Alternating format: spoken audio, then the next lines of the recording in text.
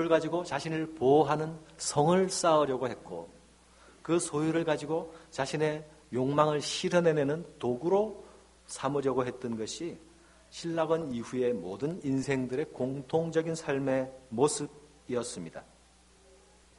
그런데 그럼에도 불구하고 우리 안에 잃어버린 희미한 흔적이 남아있어서 우리가 한 번도 이루지 못한 또 이룰 수 없었던 이런 모습을 보게 되면 우리 안에 거룩한 동경심이 솟아나는 것입니다.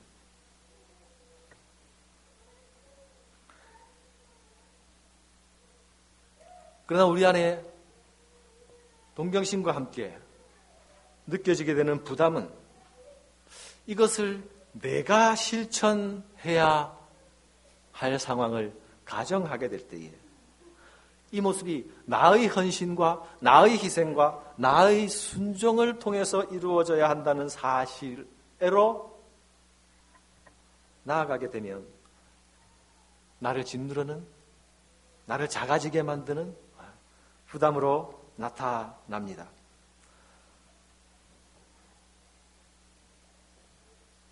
내가 동경하는 그 나눔의 소유, 나눔의 폭이 유무상통의 그 아름다움을 바로 나의 포기를 통해서 나의 희생을 통해서 해야 한다는 사실에 직면하면 스스로 낭망하고 스스로 자신에게 실망하게 됩니다. 내 안에 나는 결코 1등 그리스도인은 되지 못하는 것이 아닌가 하는 염려가 엄습합니다. 본문 43절을 보니까 믿는 사람들이 다 함께 있어 라고 기록하고 있습니다. 이 성도들이 서로 소유를 함께 나눌 수 있었던 것은 이들의 함께하는 생활, 공동생활이 전제되어 있던 것이라는 것을 알 수 있습니다. 이들이 공동생활이 없었더라면, 다 함께 있는 것이 없었더라면 소유의 나눔이 일어나지 않았을 것이라 가정할 수 있습니다. 이 공동생활은 자신들의 가족 공동체를 버리고 나와서 새로운 장소에 함께 모이는 그런 공동체 생활은 분명 아니었을 것입니다. 그러나 이것을 공동생활이라고 말하는 것은 이전까지 이어져 내려오던 전통적인 가정의 경계와 가정의 장벽을 벗어나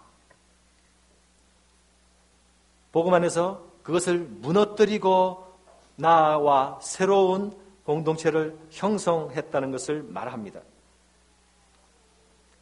견고한 담으로서 한 번도 무너진 적이 없었던 혈통과 가족의 담,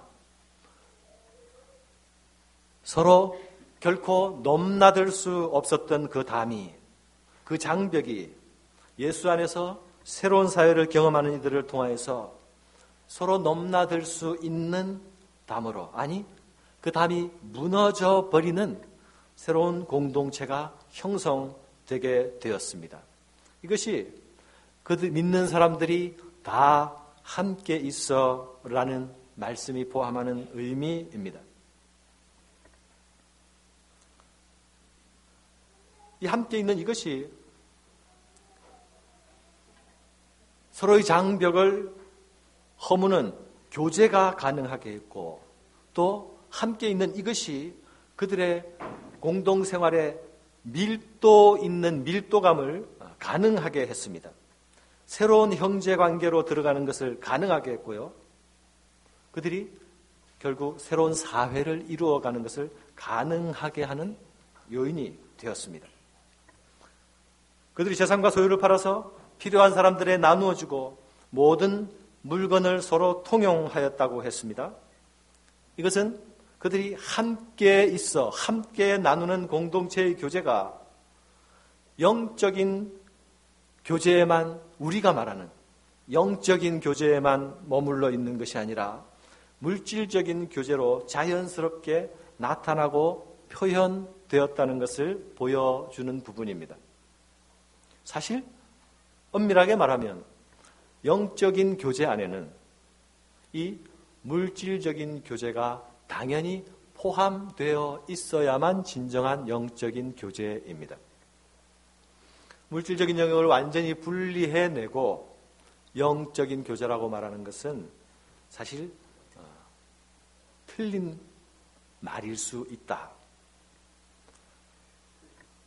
새로 탄생한 초대교회가 성령 충만한 가운데 가장 영적인 교제를 누리게 될 때에 그것은 그들이 서로 나누는 물질의 나눔을 통해서 밖으로 드러나게 되었다 하는 것입니다. 이것은 성도들의 영적인 교제가 물질적인 교제로 이어져야 함을 말하는 것뿐만이 아니라 성도들이 진정 영적인 교제를 이루어가고 있다고 한다면 그것은 물질적인 교제로도 나타나야 한다는 것을 말합니다. 우리는 한사코 영적인 것과 물질적인 것을 분리하여 생각하기를 좋아합니다. 영적인 것은 영적인 것, 물질적인 것은 물질적인 것, 거룩한 것은 거룩한 것, 돈은 돈. 이렇게 분리해서 생각하기를 좋아합니다. 어쩌면 우리 마음속에 그렇게 분리해 놓는 것이 우리를 편하게 만들기 때문에 그런 것일지 모르겠어요. 사실은 그렇지 않으면서 돈을 입에 올리면 마치 영적이지 않은 것처럼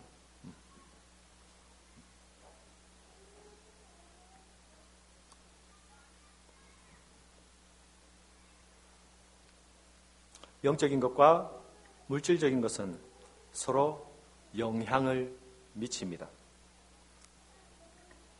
영적인 것이 물질적인 것에 영향을 미치기도 하고 또 물질적인 영역이 영적인 영역에도 영향을 미치기도 합니다. 영적인 것은 결코 영적인 것으로만 존재하는 것이 아니란 말입니다. 우리에게 예수 믿는 사람들에게 영적인 변화가 나타나면 그 영적인 변화를 눈에 볼 수 없어도 그것을 알 수 있는 것은 물질적인 부분의 변화가 따라오기 때문에 그 영적인 변화를 미루어 짐작할 수 있는 것입니다. 사람이 하나님의 은혜를 경험하게 되면 자신의 소비 생활에도 변화가 생깁니다. 자신의 하나님의 은혜를 경험하게 되면 자신의 지갑을 여는데 우선순위가 바뀌게 됩니다. 하나님의 은혜를 경험하게 되면 지갑의 주인이 누군지, 이전에는 당연히 내 지갑의 주인은 나였는데 지갑을 열 때마다 이 지갑의 주인이 누군지 다시 생각하게 되는 것입니다. 자연히 지출의 우선순위가 바뀌게 되고 자연히 가계부의 변화가 생깁니다. 예수 그리스도의 복음은 우리 영혼의 문제만을 다루는 것이 아니라 우리의 육적인 모든 것을, 물질적인 모든 영역을 간섭하며 변화시킵니다. 우리 안에 영적인 새로움이 일어나면 물질적인 영역에서도 새로운 변화가 일어나는 것입니다. 그래서 하나님은 때로 우리의 지갑에 관심을 가지십니다. 우리의 지갑이 언제 열리는지에 대하여서 하나님은 깊이 관심을 가지십니다. 우리의 지갑이 무엇을 위해 열리는지에 대해서도 하나님은 깊이 관심을 가지십니다. 그 이유는 하나님이 가난하셔서 우리가 지갑을 열 때마다 어떻게 한 푼 좀 얻을 수 있을까? 그래서 관심을 가지시는 것이 아니라 우리가 물질을 소비하는 패턴과 우리의 소비의 우선순위를 보면 우리 마음의 중심이 아주 명확하게 드러나기 때문에 그러한 것입니다. 언제나 우리는 우리의 지갑이 열리는 곳에 우리의 마음이 함께 있습니다. 영적으로 어두워진 세상에서는 그리고 은혜가 없는 곳에서는 오직 자기 자신만을 위하여 지갑이 존재합니다. 이스라엘의 영적으로 가장 어두웠던 시기에 사역하였던 선지자 말라기를 여러분은 기억하십니까? 그때에 말라기가 아주 애절하게 호소한 것이 하나님의 백성인 너희들이 하나님을 향해서 최소한의 지갑도 열지 않는구나. 그들을 향해서 너희들이 하나님 앞에 한번 11조를 해봐라. 그러면 하나님이 복을 주시는가 안 주시는가 한번 시험해봐라. 이렇게 도전했던 것입니다. 그들의 삶의 태도가 얼마나 자기중심적이었으면 하나님의 백성이라고 입으로는 떠들고 그것을 자부심 삼으면서도 그들의 삶이 얼마나 자기중심적이었으면 이 선지자가 하나님을 시험해보라는 극단적인 어투를 사용하면서까지 도전하였을까요? 오늘 본문에서 자기 소유를 팔아 각 사람의 필요를 따라 나누어주는 이런 혁명적인 행동을 누가 한 것입니까? 44절에 보니까 현재 믿고 있는 자들이라고 말하고 있습니다. 믿고 있는 자들.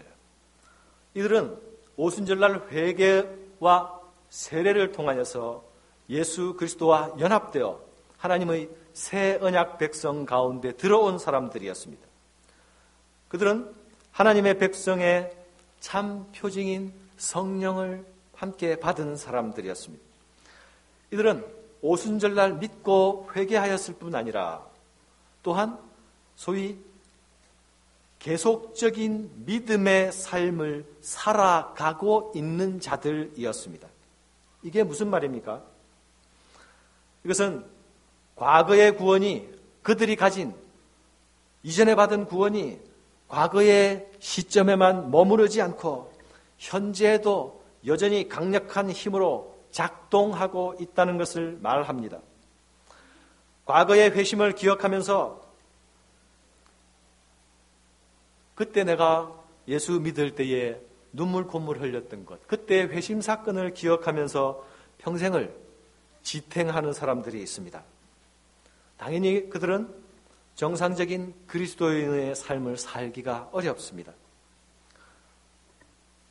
어떤 사람은 과거에 반짝했던 신앙의 시절만을 추억하며 사는 사람들이 있습니다.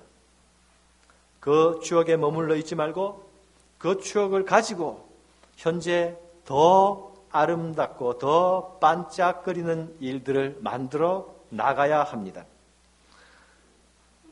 오늘 새로운 교회의 모습을 보여준 공동체는 그들이 받은 과거의 구원에 머무르지 않고 그들이 현재 그 구원을 이루어 나가고 있었던 사람들입니다. 우리가 만일 과거에 머물러 있는 그 자세, 그 태도에서 돌이키지 아니하면 박제된 신앙을 추억하고 기념하는 자리에만 머물러 있게 된다면 현재의 우리에게 어떤 구원의 힘도 능력도 나타나지 않을 수 있습니다. 우리가 기억해야 할 사실은 교회는 구원받고 또 구원받아가는 사람들이 만들어가는 공동체입니다. 교회는 구원받은 사람들이 모이는 곳이고 또 구원받아가는 사람들이 모이는 곳이고 구원받을 사람들이 모이는 곳입니다. 교회는 구원받은 기억을 가진 사람들이 모일 뿐만 아니라 지금 그 구원을 현재 이루어가는 사람들이 함께 모여있는 공동체입니다. 성경은 이 함께 모여있는 공동체를 소위 신체 조직에 비유하면서 유기적 공동체로 소개합니다. 우리가 서로 아주 밀접하게 맞물려 있다는 것입니다. 신체의 한 부분이 다치거나 고통을 느끼게 되면 우리 몸 전체가 불편해지고 아픔을 느끼는 것처럼 우리의 각 조직이 각각 다른 기능, 다른 역할을 할지라도 한 몸으로 엮여져서 밀접하게 조화되어 있다고 교회를 그렇게 표현합니다. 이것은 성도들이 각각 독립적으로는 한 사람 한 사람만 따로 떨어져서는 아무런 기능도 또는 존재의 역할도 할 수 없다는 의미로 확대 해석할 수도 있습니다. 우리의 몸의 한 조직이 아프면 우리의 몸 전체가 고통을 느낍니다. 공동체 안에서 다른 이의 필요와 아픔을 보게 되면 공동체 전체가 고통을 느끼고